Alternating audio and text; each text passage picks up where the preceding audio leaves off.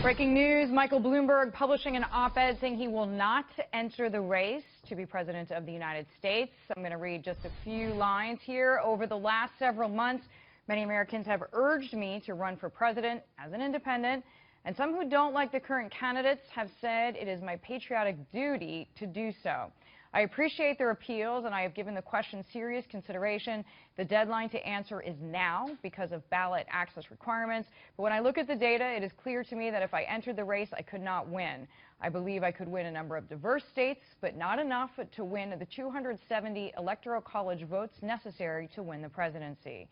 Former New York Governor, Rubio supporter George Pataki is with me now. Governor, it's great to see you here. You spoke with Michael Bloomberg personally a few weeks ago, so you knew this actually before. Well, I talked to Mike, and what he made plain is he didn't want to be a spoiler. He didn't want to run as an independent unless there was a realistic chance of actually winning the election, and I very much appreciate that. So he took a look at it, and as his statement said, he just did not believe there was a path to win. He may have won a state or 3 or 4 states, but that wasn't the point. The point was to actually win the race, and he couldn't do that, so he's not running. So, Governor, you were in the race, you suspended your campaign, and you are backing Senator Rubio from Florida. So he has said, even if I don't win Florida, I'm going to stay in. Is that possible? Sure it is. First of all, I think he's going to win Florida. He had a tremendous win in Puerto Rico on Sunday. He got 73% of the vote. Donald Trump got 13%. So he won that primary in a landslide. So even though there's one poll that shows that Rubio is still lagging by about 8 percentage points, you say he's going to get it? 8% shows it down from in the 20s. And it shows Marco Rubio surging. And more importantly, it shows Donald Trump collapsing.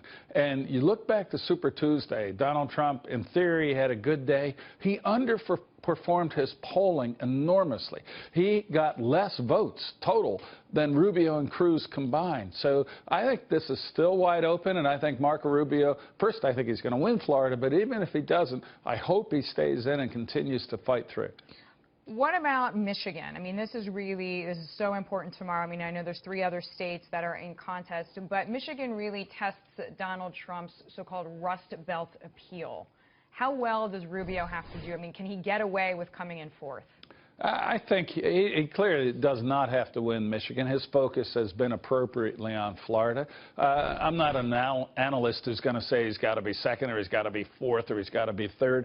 What I look at is as the delegates go forward, and up to date, Trump has well less than 50% of the delegates, and I think he may have reached his peak. So I'm very hopeful that this is open, that Senator Rubio got a tremendous boost out of his victory in Puerto Rico on Sunday, and I hope that continues.